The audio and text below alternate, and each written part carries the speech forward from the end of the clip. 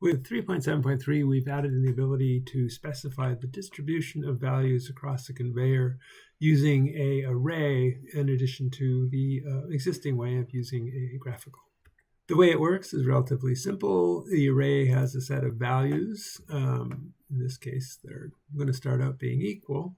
And the values then are used to distribute where the first value are the things that are going to be in the array the longest, the second value, the second longest, third value, third longest, and so on until you get to the end of the array.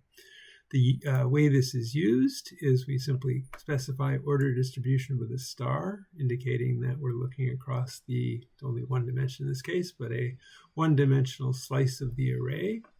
And what I've done here is I put in a little seasonal form, which says at the end of the year, you don't get quite as much. And then there's a way to kind of distribute that between the different array elements. And when I run this model, what I get is I get a pattern of repeating behavior with seasonality in it.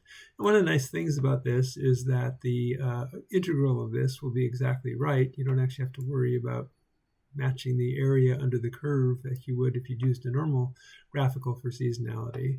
But this just shows the flexibility of using array values, which can be changing over time as the distribution of values for a conveyor.